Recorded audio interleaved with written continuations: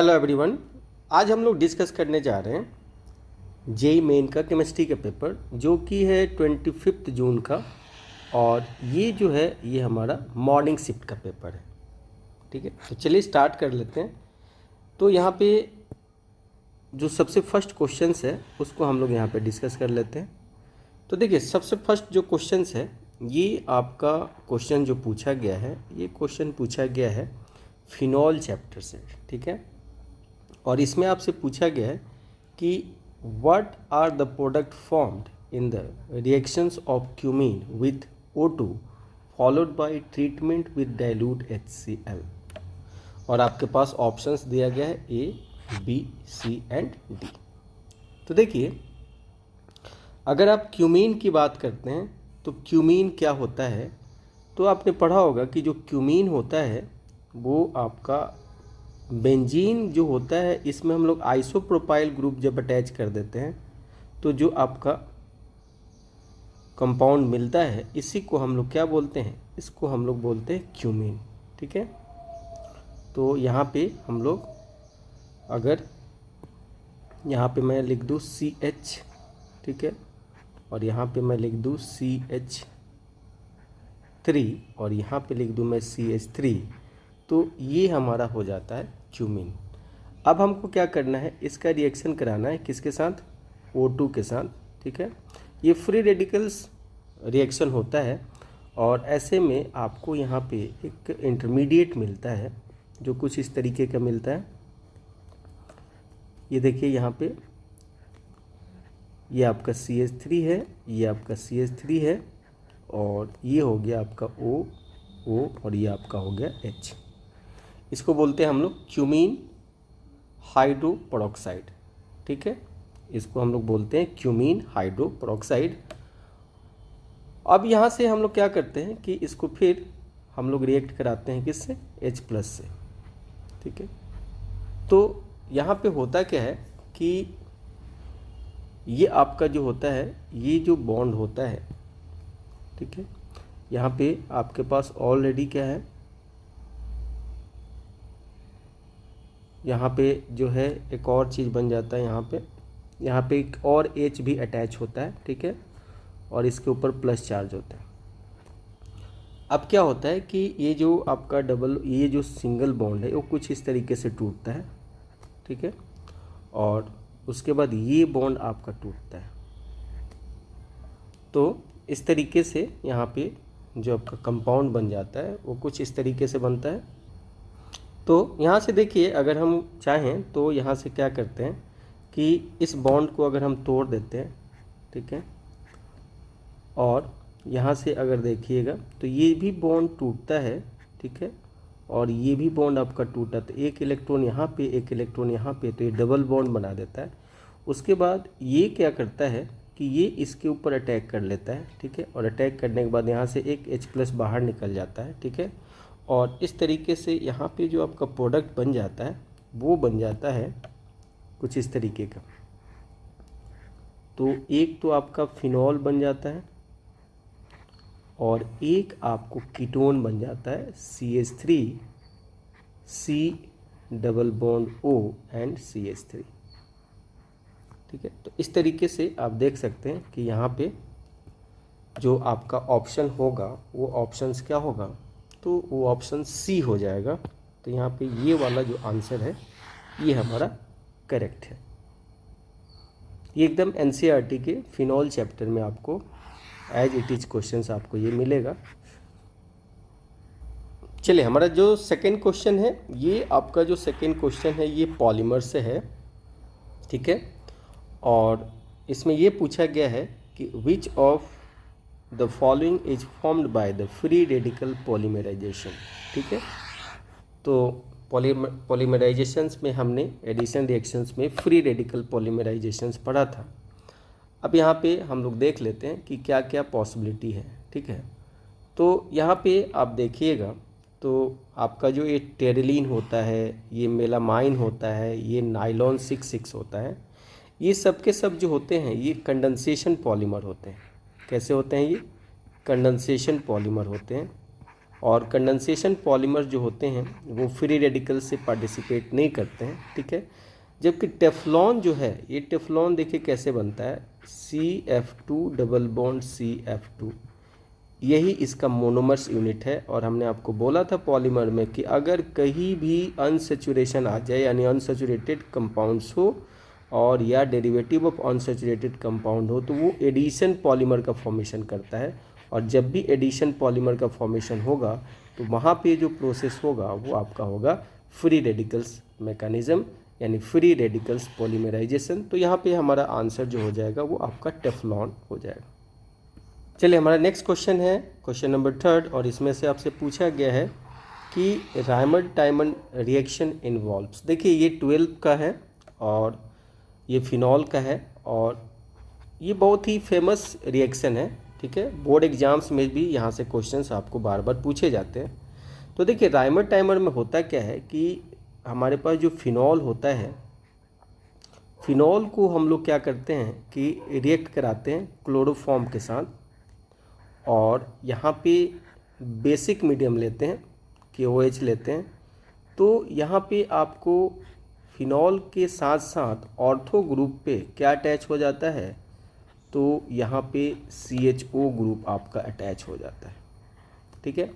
तो यहाँ पे अगर आप देखिएगा तो यहाँ पे जो इंटरमीडिएट का फॉर्मेशन होता है वो इंटरमीडिएट कुछ इस तरीके से बनता है। यहाँ पे जो आपका CHCl3 है, ये बेस के साथ जो होता है वो रिएक्ट करता है, और बेस के साथ रिएक्ट करने के बाद यहाँ पे आप देखिएगा कि पहले तो ये बनाता है ऐसा नेगेटिव और CCl3, फिर यहाँ से जो ये नेगेटिव है और CCl3 है, यहाँ से ये फिर आपको बदल जाता है कार्बीन में, ठीक है। तो ये कुछ इस तरीके का बनाता है, और प्लस यहाँ से Cl- निकल जाता है। तो यहाँ पे जो इंटरमीडिएट बनता है वो इंटरमीडिएट बनता है कार्बीन, ठीक है। तो यहाँ पे आंसर हमारा जो हो जाएगा वो आंसर हो जाएगा डेट इज कार्बीन इंटरमीडिएट, ये वाला सेकंड वाला कार्बीन इंटरमीडिएट। तो बी आंसर हमारा यहाँ पे सही है। चलिए नेक्स्ट क्वेश्चन हम लोग देखने जा रहे हैं, और नेक्स्ट क्वेश्चन में हमारे से पूछा गया है कि which of the following alkene on hydration would give tertiary butyl alcohol, ठीक है।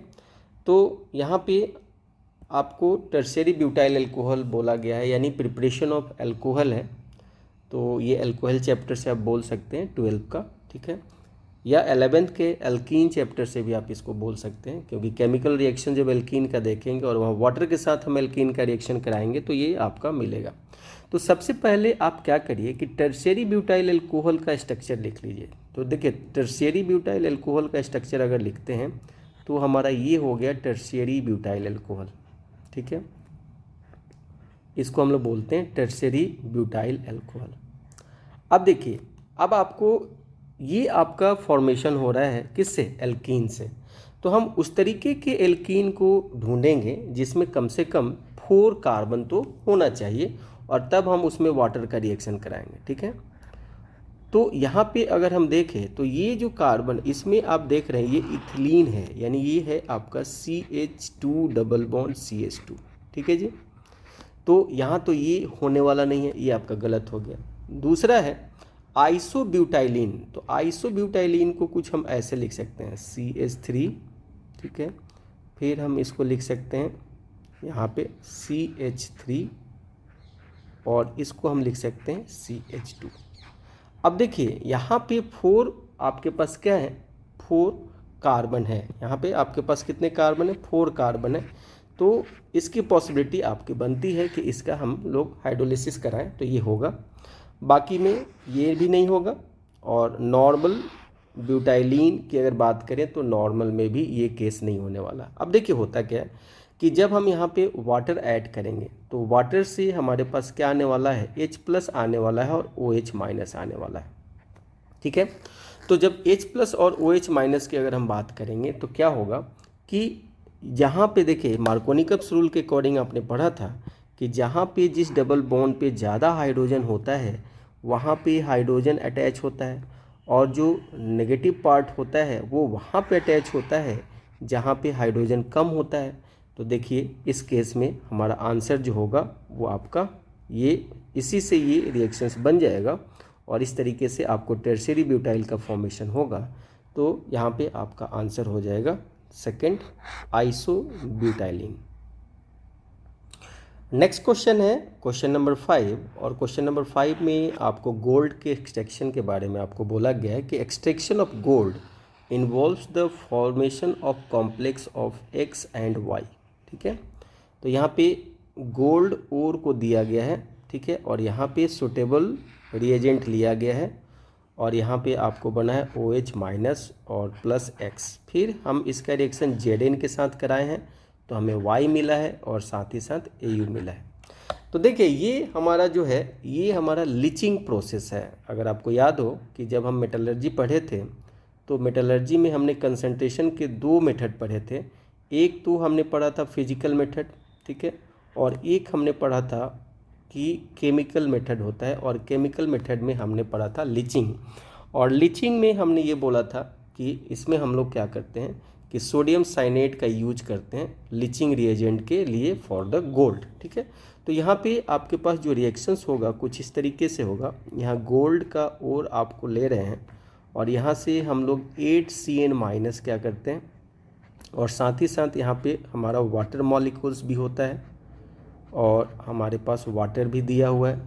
तो ये जो रिएक्ट करते हैं ये रिएक्ट करके आपको ये बनाते हैं Au और ये बनाते हैं Cn होल ट्वाइस और ये हो गया माइनस और प्लस आपका क्या बनाते हैं 4OH माइनस।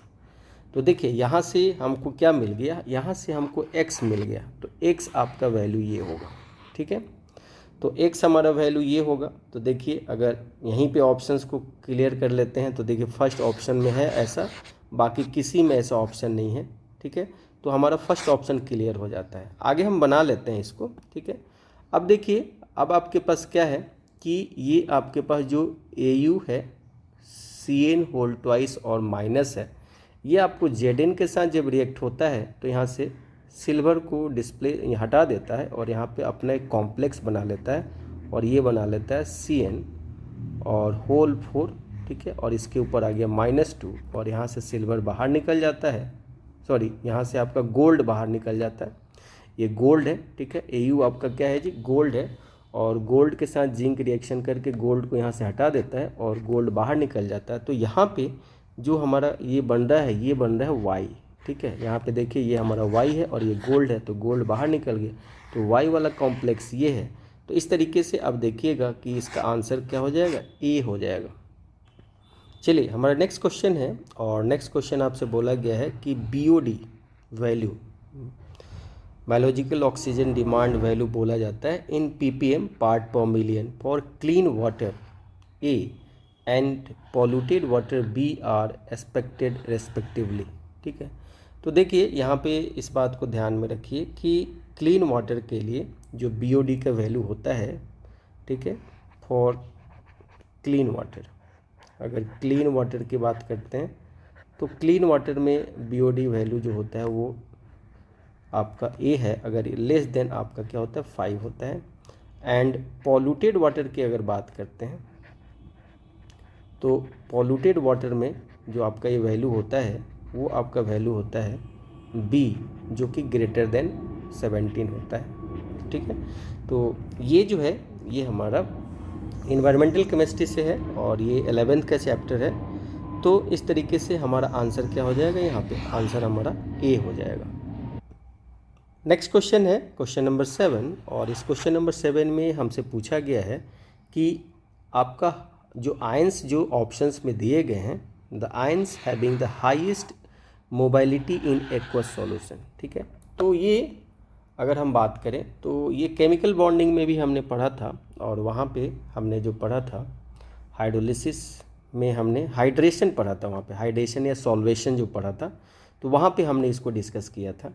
तो देखिए अगर हमें याद है तो हमने ये बोला था कि जो सॉल्वेशन होता है किसी भी आयन का, अगर सॉल्वेशन की बात करते हैं तो जो सॉल्वेशन होता है वो इन्वर्सली प्रोपोर्शनल होता है किसके, साइज के। ठीक है, यानी जो बाहर छोटा है, ठीक है, वो ज़्यादा क्या होगा, पानी के अंदर, वाटर के अंदर जाके डिजॉल्व होगा, ठीक है।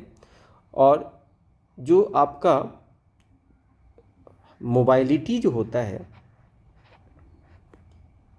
मोबाइलिटी जो होता है ये भी आपका क्या होता है, इन्वर्सली प्रोपोर्शनल होता है किसके, साइज के।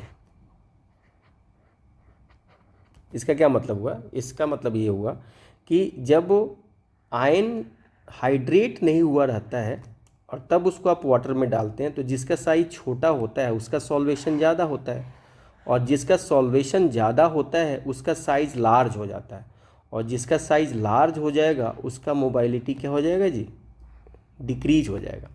तो यहाँ पे आप क्या देख रहे हैं कि यहाँ पे आप जो देख रहे हैं ये एक ही ग्रुप के क्या हैं, सभी आयंस दिए गए, ये आपका सेकेंड ग्रुप एलिमेंट है। तो जब आप ऊपर से नीचे आ रहे हैं तो साइज आपका क्या हो रहा है जी, साइज आपका इंक्रीज हो रहा है, और जब साइज इंक्रीज होगा तो आपका सॉल्वेशन क्या होगा जी, आपका सॉल्वेशन नीचे आने पर डिक्रीज होगा। तो सॉल्वेशन जब डिक्रीज होगा तो मोबाइलिटी नीचे आने पे क्या होगा जी, मोबाइलिटी आपका इंक्रीज होगा। यानी सबसे जो आपको देखिएगा यहाँ पे जो सबसे ज़्यादा यहाँ पे मोबाइल है वो हैं जो कि लार्ज साइज होंगे बाहर। ये जो मोबाइलिटी का हमने साइज लिखा है ये हाइड्रेटेड आयन का साइज लिखा है, यानी अगर हाइड्रेटेड आयन का साइज लार्ज होगा, ठीक है, तो यहाँ पे मोबाइलिटी डिक्रीज हो जाएगा, ठीक है। तो इस तरीके से ये जो है BA+2, यहाँ पे हमने आपको थोड़ा सा यहाँ पे उल्टा हो गया हमारा, BA का साइज हमने जो ट्रेंड आपको बताया इसमें अगर हम बात करें तो जो BE+2 है इसका साइज सबसे छोटा है, उसके बाद आपके पास होगा Mg+2, ठीक है, इसके बाद आएगा Ca+2 और इसके बाद आएगा BA+2। तो ये जो साइज है, ठीक है, इस साइज़ की अगर बात करते हैं तो इस साइज़ में अगर हम मूव करेंगे किधर से किधर, इधर से इधर की तरफ अगर आप मूव करते हैं, ठीक है, तो आप देखिएगा कि आपका सॉल्वेशन क्या होगा, सॉल्वेशन आपका डिक्रीज होगा, और जब सॉल्वेशन डिक्रीज होगा तो आपका मोबाइलिटी क्या होगा जी, इंक्रीज होगा। तो सबसे ज़्यादा जो मोबाइल है वो BA+2 आयन है। तो यहाँ पे जो आंसर हो गया हमारा Barium+2 आयन। चलिए नेक्स्ट हम लोग डिस्कस करने जा रहे हैं क्वेश्चन नंबर 8 को, और इसमें आपसे पूछा गया है कि electron deficient species among the following is. ये आपने पढ़ा होगा हाइड्रोजन में, हाइड्राइड जब हमने पढ़ा था, टाइप्स ऑफ हाइड्राइड्स, तो वहाँ पे हमने ऐसा पढ़ा था। तो वहाँ हमने पढ़ा था BH3, ठीक है, और ये BH3 जो होता है डिफिशिएंट होता है, इसलिए डाइमर का फॉर्मेशन करता है। तो यहाँ पे B2H6 जो होगा, ठीक है, ये हमारा जो होगा ये आपका आंसर होगा, और इसी को हम बोलेंगे यहाँ पे इलेक्ट्रॉन डेफिशिएंट स्पीसीज। तो आपका ये डाइबोरेन जो है जिसको हम लोग B2H6 बोलते हैं, तो ये आंसर हमारा यहाँ पे क्या होगा, करेक्ट होगा। देखिए नेक्स्ट क्वेश्चन है हमारा, और ये नेक्स्ट क्वेश्चन है 9, और इसमें आपसे दिया गया है कि which of the following molecule stabilize by removal of electron. तो देखिए यहाँ पे हम लोग को एक कॉन्सेप्ट पढ़ना होगा, और वो कॉन्सेप्ट क्या है, यहाँ पे वो कॉन्सेप्ट है हमारा बॉन्ड ऑर्डर के बारे में, ठीक है। और आपने बॉन्ड ऑर्डर के बारे में पढ़ा होगा कि बॉन्ड ऑर्डर अगर इंक्रीज होता है तो जो मॉलिक्यूल्स होता है वो ज़्यादा स्टेबल होता है, तो उसकी स्टेबिलिटी भी क्या होता है, आपका इंक्रीज होता है, ठीक है। तो अगर आप देख रहे हैं कि मॉलिक्यूल अगर स्टेबलाइज हो रहा है, इसका मतलब उसका बॉन्ड ऑर्डर क्या हो रहा होगा, इंक्रीज हो रहा होगा। तो देखिए बॉन्ड ऑर्डर निकालने का हमारे पास फार्मूला होता है कि अगर आपके पास बॉन्ड ऑर्डर निकालना है तो उसको निकालने के लिए number of bonding electrons minus number of anti bonding electrons करते हैं, और डिवाइडेड बाई क्या होता है, 2 होता है। यानी किसी भी मॉलिक्यूल्स के अंदर अगर number of anti bonding electron बढ़ेगा, ठीक है, तो उसकी स्टेबिलिटी डिक्रीज होने वाला है, क्योंकि उसका बॉन्ड ऑर्डर जो होगा वो घटेगा। तो यहाँ पे अगर आप कैलकुलेट करते हैं सबका बॉन्ड ऑर्डर कैलकुलेट करते हैं तो आप क्या देखेंगे कि बॉन्ड ऑर्डर जो होगा,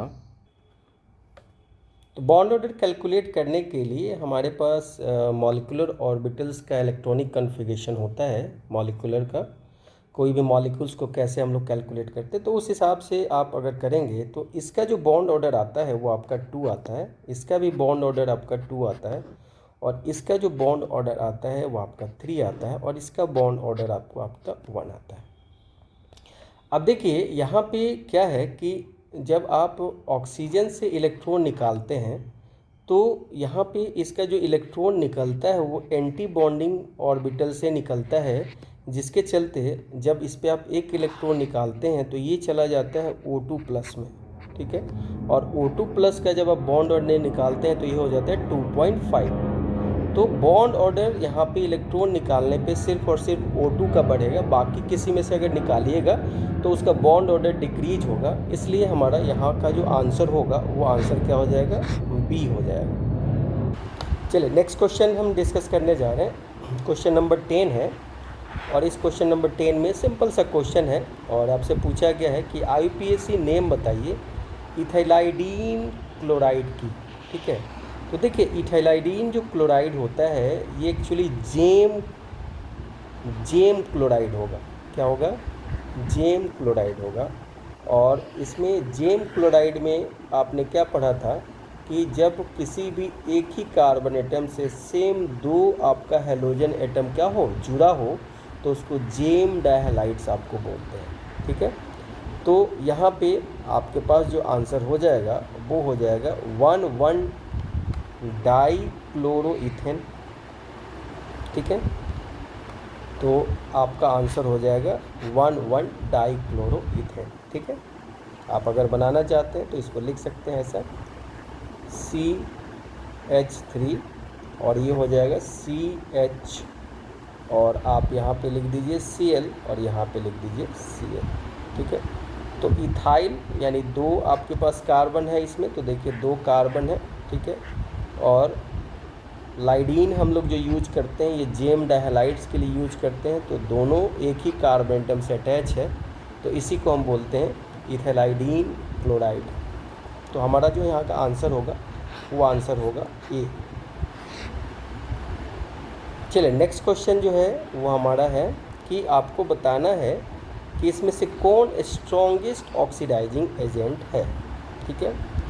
तो देखिए स्ट्रॉन्गेस्ट ऑक्सीडाइजिंग के लिए हमने क्या पढ़ा था कि यहाँ पे 2 कॉन्सेप्ट अप्लाई कर सकते हैं। एक तो जिसका हाईएस्ट ऑक्सीडेशन स्टेट हो, ठीक है। आपने पढ़ा था कि अगर कोई भी अपने हाईएस्ट ऑक्सीडेशन स्टेट में अगर है, ठीक है, तो वो वो आपका क्या होगा, स्ट्रॉन्ग ऑक्सीडाइजिंग एजेंट का काम करता है।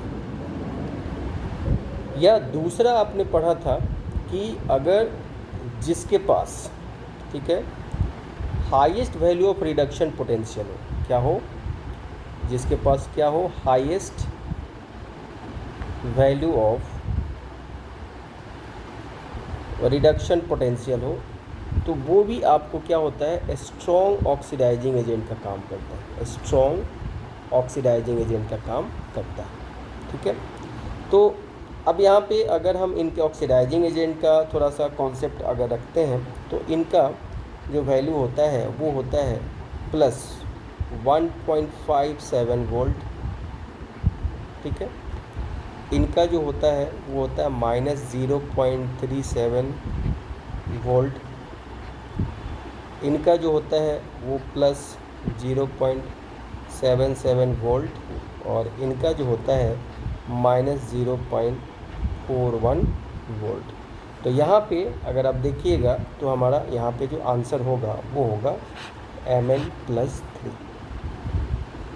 तो ये इलेक्ट्रोकेमिस्ट्री से हेल्प से हम लोग यहाँ पे बना रहे हैं, क्योंकि Mn तो अपना हाईएस्ट ऑक्सीडेशन स्टेट +7 शो करता है, लेकिन यहाँ पे अब आपको देखना है कि सबका ऑक्सीडेशन स्टेट तो +3 ही है, ठीक है। तो ऐसे केस में हमको किस पे जाना पड़ेगा, तो हमें इसके रिडक्शन पोटेंशियल को निकालना है। तो जिसका रिडक्शन पोटेंशियल जितना ही ज़्यादा होगा वो उतना ही अच्छा ऑक्सीडाइजिंग एजेंट का काम करेगा, और जिसका रिडक्शन पोटेंशियल जितना ही कम होगा, मिनिमम होगा, वो उतना ही अच्छा रिड्यूसिंग एजेंट का काम करता है। चलिए हमारा नेक्स्ट क्वेश्चन है क्वेश्चन नंबर 12, ठीक है। और इसमें आपसे बोला गया है कि product formed on the reaction of AgCl with aqueous ammonia, ठीक है। अगर आपके पास एक्वस अमोनिया है तो उसके साथ ये रिएक्ट करके क्या देगा। तो देखिए AgCl जो होता है, अगर आप किसके साथ रिएक्ट कराते हैं, अमोनिया के साथ अगर आप रिएक्ट कराते हैं एक्वस अमोनिया के साथ, तो आपको एक कॉम्प्लेक्स कंपाउंड का फॉर्मेशन करता है। और ये कॉम्प्लेक्स कंपाउंड होता है AgNH3 होल ट्वाइस, ठीक है। और बाहर आपको लिखना होता है Cl, और ये आपका होता है एक्वस, ठीक है। तो ये देख लीजिए ऐसा कहाँ पे एग्जाम्पल है। तो यहाँ पे आप देख पा रहे हैं, यहाँ पे आपको सी ऑप्शन जो है, यहाँ पे सी ऑप्शन जो है वो हमारा करेक्ट आंसर है। चलिए नेक्स्ट क्वेश्चन है हमारे पास, और ये क्वेश्चन जो है हमारा बायोमॉलिक्यूल से है, ठीक है। Which of the following is artificial sweetener, ठीक है। आर्टिफिशियल स्वीटनर कौन सा होता है। तो यहाँ पे देखिए जो आर्टिफिशियल स्वीटनर का एग्जांपल है वो है आपका एलिटमे है ना। This is B option, alitame is the sweetener. यहाँ पे जो बाकी जो ऑप्शन है जैसे कि बिथेनल है, ठीक है, इसको हम सोप के साथ ऐड करते हैं, ठीक है। तो ये एंटीसेप्टिक प्रॉपर्टीज आपको शो करता है, ठीक है। ये जो है ये आपको हम लोग इम्पॉर्टेंट पार्ट होता है, ये आपको एंटी माइक्रोबियल ड्रग्स में आपका यूज होता है। और जो आपका लैक्टोज होता है, ठीक है, ये आपका मिल्क शुगर होता है, ठीक है। तो ये जो है हमारा एलिट में, this is the artificial sweetener. चलिए नेक्स्ट क्वेश्चन हम लोग डिस्कस करने जा रहे हैं, और हमारा जो नेक्स्ट क्वेश्चन है वो है which of the following are isoelectronic, ठीक है। आइसो इलेक्ट्रॉनिक का क्या मतलब हुआ कि जिसमें नंबर ऑफ़ इलेक्ट्रॉन क्या होगा, इक्वल होगा, उसी को हम लोग बोलते हैं आइसो इलेक्ट्रॉनिक, ठीक है। तो अब यहाँ पे आप कैलकुलेट करके देख सकते हैं। जैसे ऑप्शन फर्स्ट में मैं देख रहा हूँ, यहाँ पे HF ले रहा हूँ और यहाँ पे मैं H2O ले रहा हूँ। तो इसमें अगर मैं इलेक्ट्रॉन निकालूँ तो हाइड्रोजन में 1 होता है और क्लोरीन में 9 होता है, और अगर मैं इसको 10 लिख दूँ तो ये 10 हो जाएगा। यहाँ पे अगर आप करिएगा तो ये 2 होता है और ये आपका 8 होता है, तो इस तरीके से 10 हो गया। तो देखिए दोनों में यहाँ पे क्या है, नंबर ऑफ़ इलेक्ट्रॉन सेम है, ठीक है। तो हमारा आंसर क्या हो जाएगा, बाकी आप ऑप्शन चेक कर लीजिए, तो आपका आंसर ए होगा। चलिए नेक्स्ट क्वेश्चन हम लोग देख रहे हैं, क्वेश्चन नंबर 15, और ये टिंडल इफेक्ट से रिलेटेड है, यानी सरफेस केमिस्ट्री से, क्लॉयडल सॉल्यूशन से रिलेटेड है। यहाँ पे दिया which of the following is incorrect about Tyndall effect. First option दिया है greater difference in refractive index. Second दिया है wavelength of dispersed particles is less than the wavelength of incident light. And C है आपको wavelength of dispersed particle is almost same as the wavelength of incident light. और D जो है this phenomena is shown by colloidal solution. आपको यहाँ से incorrect बोलना है, तो इनकरेक्ट में आप देखिएगा कि ये डायरेक्ट आप देखिएगा NCERT के लाइन से ही क्वेश्चन है। वेवलेंथ जो होना चाहिए आपका डिस्पर्स पार्टिकल्स का, वो आपका क्या होना चाहिए, ग्रेटर देन होना चाहिए इंसिडेंट लाइट से। लेकिन ये बाकी सब सही है, ये भी ऑप्शन सही है, ठीक है। और यहाँ पे ये वाला जो आंसर है ये आपका इनकरेक्ट ऑप्शन है। यहाँ पे wavelength of dispersed particle is less then, ठीक है। तो ये आपका यहाँ पे इनकरेक्ट है, तो बी आंसर इसके लिए करेक्ट होगा। देखिए हम लोग देखने जा रहे हैं क्वेश्चन नंबर 16, और यहाँ पे आपको क्या बोला है कि अगर आपके पास फिनॉल है और इसका रिएक्शन हम नाइट्रिक एसिड के साथ करा रहे हैं तो हमें ए मिल रहा है और बी मिल रहा है, ठीक है। तो देखिए जो ए होता है और जो बी होता है ये क्या होता है, तो ए जो हमारा होगा और जो बी होगा, इसको पहले हम लिख देते हैं। तो ए हमारा होगा ऑर्थो नाइट्रोफिनॉल, ठीक है, और जो आपका बी होगा, ये आपका बी जो होगा वो आपका पैरा नाइट्रोफिनॉल होगा, ठीक है। ये भी आपका क्लियर हो गया। अब हम इन दोनों को कैसे सेपरेट कर सकते हैं, देखिए अब यहाँ पे आप देखिएगा कि इसका जो बॉइलिंग पॉइंट होता है, ठीक है, और इसका जो बॉइलिंग पॉइंट पे होता है, तो ऑर्थो का बॉइलिंग पॉइंट पैरा से कम होता है, क्योंकि यहाँ इंट्रामॉलिक्यूलर हाइड्रोजन बॉन्ड होने से इसका बॉइलिंग पॉइंट डिक्रीज हो जाता है, और इसमें इंटरमॉलिक्यूलर हाइड्रोजन बॉन्ड होने से इसका बॉइलिंग पॉइंट क्या हो जाता है, इंक्रीज हो जाता है। तो जहाँ भी बॉइलिंग पॉइंट का डिफरेंस होता है उसको हम लोग फ्रैक्शनल डिस्टिलेशन, स्टीम डिस्टिलेशन से उसको हम लोग क्या बोलेंगे, उसको हम लोग स्टीम डिस्टिलेशन से क्या कर लेते हैं जी, सेपरेट कर लेते हैं। तो यहाँ जो भी आपको मिक्सचर्स मिलेगा उसको हम लोग स्टीम डिस्टिलेशन से सेपरेट करेंगे, तो आंसर हमारा क्या हो जाएगा, बी हो जाएगा। चलिए नेक्स्ट क्वेश्चन है हमारे पास, और आपसे बोल रहा है कि आप यहाँ पे इंटरमीडिएट फाइंड आउट करें जब आपको अमाइड रिएक्ट कर रहा है Br2 के साथ और किसके प्रेजेंस में, तो ये आपको अल्कली के प्रेजेंस में, और देखिए यहाँ पे जो है डिसेंडिंग कंपाउंड बन रहा है, मतलब यहाँ जितना कार्बन है उससे एक कार्बन कम यहाँ पे आपका बन रहा है, तो इंटरमीडिएट कंपाउंड आपसे यहाँ पे पूछा जा रहा है। तो चलिए इंटरमीडिएट कंपाउंड हम बताते हैं। देखिए यहाँ पे जब भी आप RCO NH2 का जब रिएक्शन आप कराते हैं किसके साथ, Br2 के साथ, और यहाँ पे आप प्रेजेंस लेते हैं NaOH, तो आपके पास बनता है RC double bond O NH, और यहाँ आपका हो जाता है Br। फिर ये आपका रिएक्शन करता है फिर NaOH के साथ, ठीक है, तो आपके पास क्या बन जाता है, RC डबल बॉन्ड O, और फिर यहाँ पे हो जाता है N नेगेटिव, यहाँ से H निकल जाता है और ये हो गया Br। फिर ये आपको रीअरेंज होता है और कुछ इस तरीके से होता है RN double bond C double bond O, ठीक है। तो देख लीजिए यहाँ पे इस तरीके का कोई कंपाउंड आपका बन रहा है, यानी यहाँ पे जो भी कंपाउंड बनेगा कुछ RNCO बनेगा, NCO, और ऐसा ऑप्शन हमारे पास क्या है जी, C। चलिए क्वेश्चन नंबर 18 को हम लोग सॉल्व करने चल रहे हैं। यहाँ पे आपको एक कंपाउंड दिया गया है और इसका मिलीग्राम में वेट दिया गया है, और नंबर ऑफ नाइट्रोजन एटम पूछा जा रहा है, और उसमें आपको एक वैल्यू दिया गया है, और उसमें से आपसे पूछा जा रहा है कि x की वैल्यू क्या होगा। तो ये मोल कॉन्सेप्ट से क्वेश्चन है और बहुत ईजी है, बस आपको थोड़ा सा यहाँ पे ध्यान देना होगा। क्या ध्यान देना है कि एक तो जो आपको मिलीग्राम में दिया गया है 681 मिलीग्राम जो दिया गया है, इसको आपको बदल लेना पड़ेगा ग्राम में, तो ये हो गया 681 इंटू 10⁻³ ग्राम, एक ये हो गया।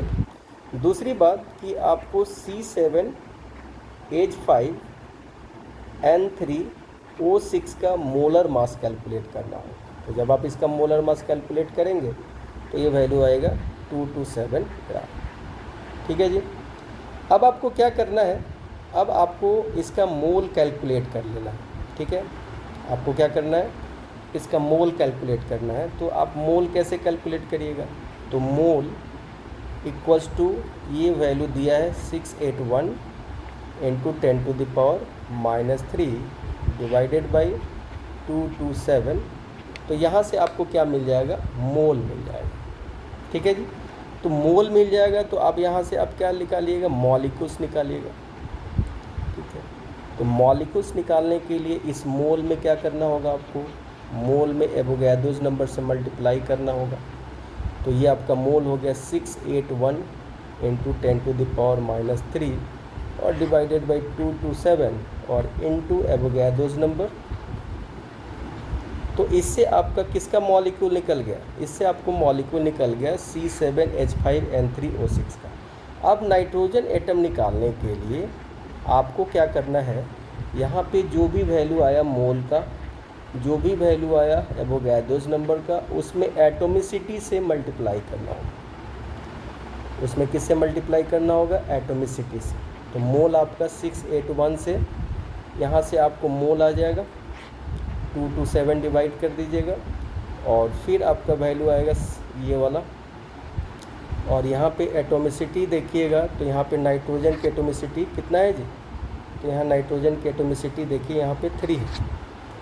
नाइट्रोजन की एटोमिसिटी कितनी है यहाँ पे, तो नाइट्रोजन की एटोमिसिटी यहाँ पे 3 है, तो आप 3 से मल्टीप्लाई कर दीजिए। सॉल्व करिएगा तो वैल्यू आएगा 5.4 इंटू 10⁻21। तो अब ये यहाँ पे आप लिख रहे हैं x इंटू 10⁻21 और ये किसके इक्वल है 5.4 इंटू 10⁻21। तो आप देखिए x की जगह पे क्या वैल्यू आ रहा है 5.4 आ रहा है, तो आंसर हमारा क्या हो जाएगा 5.4।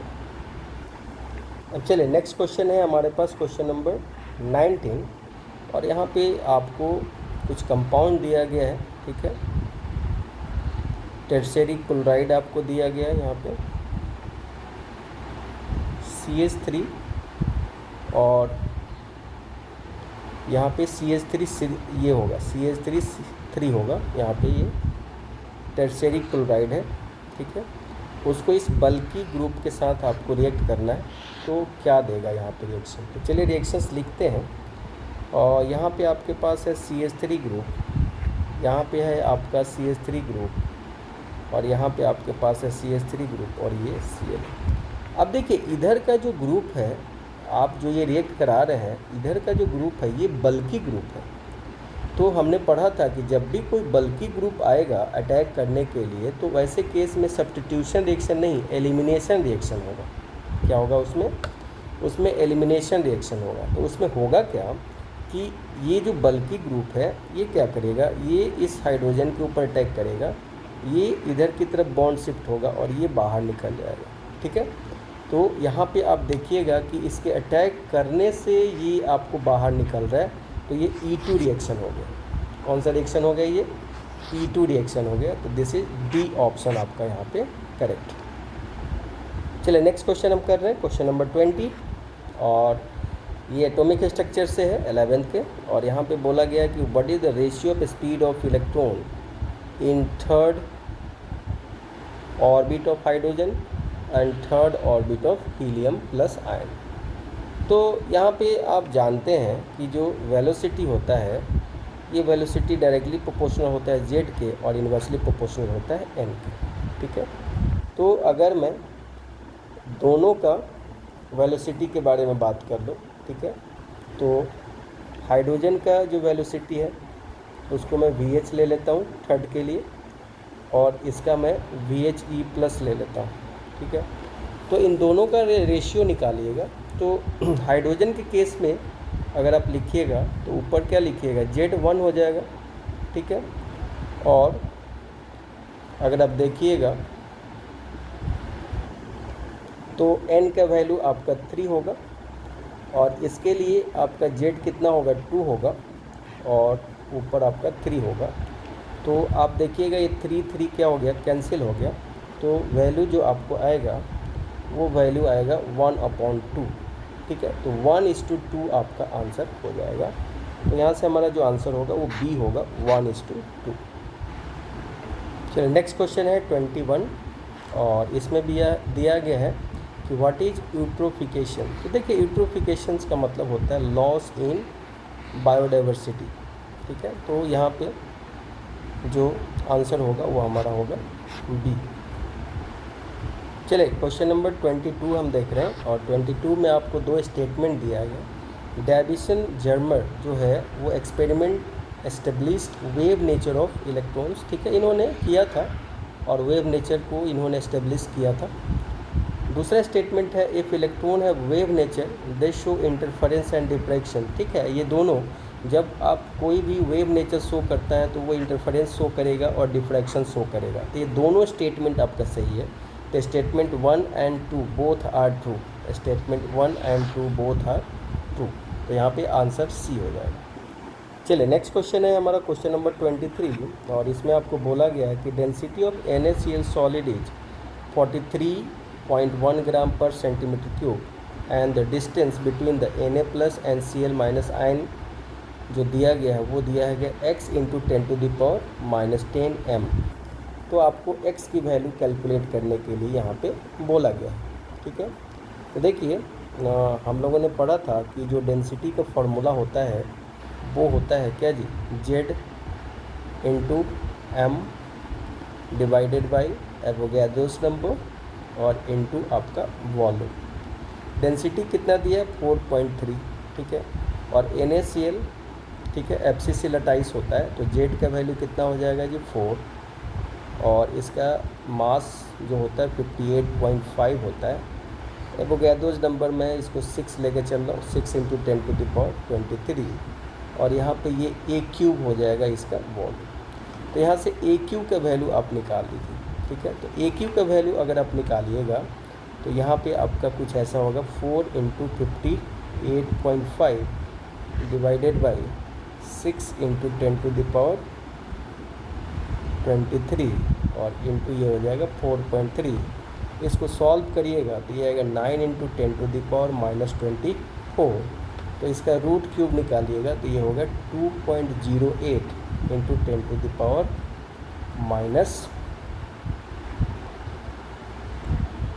कितना आ जाएगा 8 सेंटीमीटर, ठीक है। तो अब आप क्या देख रहे हैं कि तो अब इनका जो रेडियस होता है, अगर आप ध्यान दीजिएगा तो इनके रेडियस की अगर आप बात करते हैं तो देखिए ये आपका क्या है, आपका क्लोरीन एटम है, ठीक है। और ये आपका क्या है, ये आपका सोडियम एटम है, और ये आपका क्या है जी क्लोरीन एटम है, ठीक है। तो यहाँ पे देखिएगा ये आपका Cl- है, ये आपका Cl- है, और ये सोडियम प्लस है, ठीक है। तो यहाँ से यहाँ तक का जो डिस्टेंस है इसी को हम लोग क्या बोलते हैं, इसी को बोलते हैं हम लोग R। तो इसी को हम लोग यहाँ पे कैसे लिखते हैं, DNA plus Cl- equals to लिखते हैं A/2 इंटर आयनिक डिस्टेंस। तो यहाँ पे A का वैल्यू आ गया 2.08 × 10⁻। अब इस सेंटीमीटर को आपको बदलना होगा मीटर में, तो -10 मीटर मैं ले सकता हूँ यहाँ पे, क्योंकि मीटर में वैल्यू दिया है, डिवाइडेड बाई 2। तो लगभग हम इसको कट कर देते हैं, तो ये वैल्यू हो गया 1 × 10⁻10 मीटर। तो x के जगह पे देखिए, यहाँ पे देखिए आपके पास क्या दिया गया है, यहाँ पे ये x के वैल्यू के टर्म में दिया गया, तो x के जगह पे 1 का आंसर आ रहा है, तो x के जगह पे आपका वैल्यू कितना हो जाएगा 1 हो जाएगा।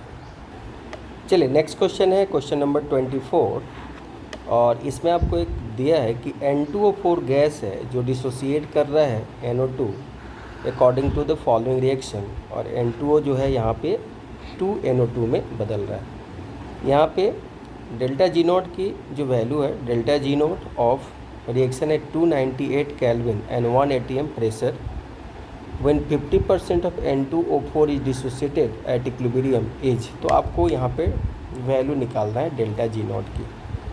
तो देखिए यहाँ पे हम क्या लिखेंगे कि जो हमारा N2O4 है, ठीक है, तो ये N2O4 आपका डिसोसिएट हो रहा है, और ये दे रहा है क्या 2NO2, और गैस दे रहा है।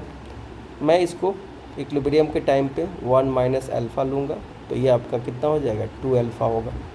तो मैं इसका Kp निकालता हूँ, तो Kp अगर निकालिएगा तो 2 अल्फ़ा का स्क्वायर हो जाएगा डिवाइडेड बाई ये आपका हो जाएगा 1 - यहाँ पे इसको Kp निकालिएगा तो यहाँ पे P ले लीजिए, ठीक है, क्योंकि मोल फ्रैक्शंस के टर्म्स में हम लोग इसको निकालेंगे। तो ये आपका हो जाएगा अल्फ़ा स्क्वायर, वैल्यू पुट करिए 4 इंटू आपका 50% है, ठीक है, तो आपका 0.5 का स्क्वायर है इंटू प्रेशर आपका 1 दिया गया डिवाइडेड बाई 1 - 0.5 का स्क्वायर, ये वैल्यू हो जाएगा 1/0.75। देखिए पार्शियल प्रेशर इक्वल्स टू होता है mole fraction into total pressure, तो उस तरीके से हमने यहाँ पे ये पुट किया है, ठीक है। तो यहाँ पे अब Kp का जो वैल्यू है वो वैल्यू आ जाता है 4/3। तो ΔG0 की वैल्यू जो है वो माइनस लिखते हैं 2.303 RT log Kp। तो यहाँ पे लिखिए -2.303 RT, और या RT के जगह पे हम यहाँ पे वैल्यू ही पुट कर देते हैं, ठीक है। तो मैं यहाँ पे लिख सकता हूँ -2.303, R का वैल्यू 8.314 टी का वैल्यू 298 और log 4/3 सॉल्व कर लीजिए, वैल्यू आएगा -68.4 यानी 684.7 जूल। तो इस तरीके से आपका आंसर जो हो जाएगा फर्स्ट वाला आंसर हो जाएगा। चलिए नेक्स्ट क्वेश्चन हम लोग देख रहे हैं C+4 एक्ट्स एज, ठीक है। तो C+4 जो है ये अपने हाईएस्ट ऑक्सीडेशन स्टेट में है और ये स्ट्रॉन्गेस्ट ऑक्सीडाइजिंग एजेंट का काम करता है। तो हमारा आंसर क्या हो जाएगा 1। और इसका रिडक्शन पोटेंशियल भी देखिएगा, तो इसका रिडक्शन पोटेंशियल 1.74 जो कि ज़्यादा होता है, ठीक है। तो ये ए आंसर इसका करेक्ट होगा। नेक्स्ट क्वेश्चन है क्वेश्चन नंबर 26 और यहाँ पे ये सरफेस केमिस्ट्री से क्वेश्चन दिया गया है। Less amount of soap is not able to clean properly due to. देखिए सोप का क्लीनिंग एक्शन में हमने पढ़ा था कि यहाँ से ये मिसेल्स का फॉर्मेशन करता है, ठीक है। और मिसेल्स जो होता है वो एक कंसंट्रेशन के ऊपर ही फॉर्मेशन होता है, ठीक है, जिसको हम लोग CMC बोलते हैं, क्रिटिकल मिसेल्स कंसंट्रेशन। ऐसा कंसंट्रेशन जिसके ऊपर ही आपका क्या हो मिसेल्स का फॉर्मेशन हो, उसी को हम लोग। तो यहाँ पे अगर वो प्रॉपरली काम नहीं कर रहा है तो CMC वैल्यू जो है वो आपका क्या है, CMC वैल्यू जो है आपका वो क्या है, higher than the given concentration. जो भी गिवन कंसंट्रेशन है उससे CMC का वैल्यू हाई है, इसलिए यहाँ पे वो प्रॉपरली काम नहीं कर रहा है। तो ए आंसर हमारा हो जाएगा। चलिए नेक्स्ट क्वेश्चन देखते हैं। नेक्स्ट क्वेश्चन में E0 सेल निकालने के लिए बोला गया, ये हमारा इलेक्ट्रोकेमिकल सेल का है। तो देखिए यहाँ पे सब डेटा दिया गया है, अब डेटा को पुट कर दीजिए। आप जानते हैं कि E0 सेल हम निकालने के लिए क्या लगाते हैं, E0 रिडक्शन पोटेंशियल किसका, कैथोड का, माइनस E0 रिडक्शन पोटेंशियल किसका, एनोड का। तो यहाँ पे ये वैल्यू दिया है 0.77 माइनस 0.54 कर लीजिए और इस तरीके से ये वैल्यू होगा 3 वोल्ट, या इसी को लिख सकते हैं 23 ×